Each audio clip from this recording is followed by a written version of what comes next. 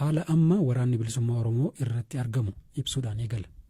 Guutummaa Oromiyaa keessatti sochii waraana bilisummaa Oromoo godinaalee Oromiyaa keessa hin jirre keessa tokkoyyuu hin jiru. Godinaalee hunda kana keessatti immoo gandoonni baadiyaa Oromiyaa guutummaan guutuutti harka waraana bilisummaa Oromooti kan jiranii. Qabsoon imala gara Finfinnee eegalle hin dhaabbanne har'a uumametti dhimma bahee waraanni bilisummaa Oromoo waan argachuu qabuu fi qabsoo sadarkaa biraatti ceesisuu malu sanarratti hojjetee itti milkaa'eera. Har'a sa'aatiin ani sitti haasa'utti lolli naannoo Finfinnee meettaa roobii kaasee Shukutee naannoo Amboo Finfinnee Jibaat Maccaa karaa ammayya walisoo waraanni bilisummaa Oromoo lolarra jira jechuudha. Waliigalteen TPLF waliin gootanii turtanii itti fufee jira moo erga isaan duubatti deebi'anii dhaabbatee jira? Waliigalteenii dhaabboleenii qabsoo karaa hidhannoo gaggeessanii taasisanii duubatti hin deebine akkuma jirutti jira. Waliigalteen waraanaa odeessaa bakkuma isaati jira. Wanti diigameeru hin jiru. Waraanni keessan iddoo qabatanii jiran tokko tokko keessatti immoo yakki gaggeeffamaa jira.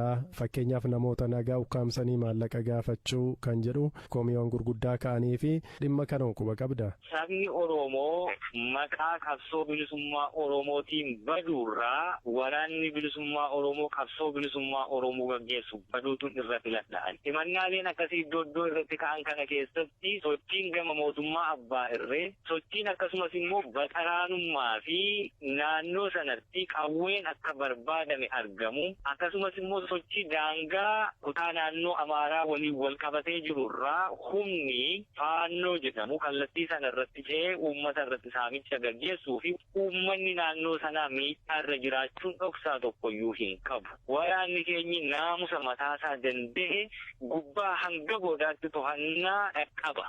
Kana keessaa fedhii bu'aa akkasumas humnoota finxaaleeyyii gama kaabaarraa dhufanii fi akkasumas mootummaa abbaa irree naannoo adda addaatti gadhiisee deemurraa qawween bakkoota adda addaatti harka namoota hin mallee fi saamicha rakkoo adda addaa uummatarraan gahanii harka galuu kun hundumti wal qabatee uummati kun miidhaan irra ga'eera. Wanti diina jirruu fi kun ofii rakkoo qabayyuu yoo ta'e qabsoo nuti gaggeessinuufiyyuu hin jirtu. Haalli kun nu keessaas rakkootu jira yoo ta'e sirreessuuf dirqamatti qabna.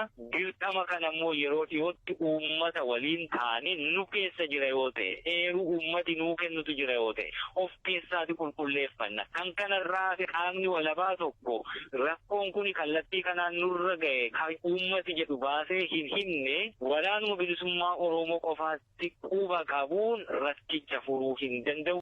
Mootummaan Itoophiyaa marii biyyaalessaa gaggeessuuf qophiitti akka jiru ibsee jira. Dhaabni keessanis torbanoota darbe keessa ibsa baasee ture. Dhimma kan akkamittiin jirtu mee? Lolli kan gaggeeffamu karaa nagaa argachuu dadhabne karaa lolaa deebifachuuf. Xumurri hundee lola kanaaf nagaa fida saba keenyaa fi nagaa waaraa jenneetu kan nuti lolatti jiru. Nagaa waaraan sabni keenyi barbaadu osoo hin wal loliini karuma nagaa taa'anii barcuma irratti dubbatan irratti wal ga'anii yoo dubbatanii furama ta'ee waraanni bilisummaa Oromoo kaleessas kanuma dubbataa har'a sanaaf qophii ejjennaa nagaaf qabu hin jijjiiru. Affeerraan karaa akkasiiti oofishaalii karaa nuu dhiyaate hin qabu. Nutis affeerraa akkasii keessatti oofishaalii nama kaa'annee kan hirmaataa jirru hin jiru. Yoo jiraatee fi yoo waamichi karaa nagaa nuu kataasifamu ta'ee fi international sanction bifa ta'ee fi observed bifa ta'eeni loogiin tokko yoo osoo jiraatiin namni dhimma rakkoosaa saba bakka bu'ee fi kanaaf hin dhufe kanaaf hin lolaa jira hundumtuu bakka taajjabdoonni taa'anii waan kana xumuruun danda'amutti yoo nu dhiyaate irraa hirmaachuu qophii. Gama Ameerikaatiin rakkoon kun karaa nagaa akka furamu ni amanamaa. Gama TPLF wajjiniitiinis akka hiikamu hojjechaa turanii tarii odeessa wal jijjiirtu TPLF waliitiin dhimma kanarratti wanti waliin dubbattanii beektan hin jiru.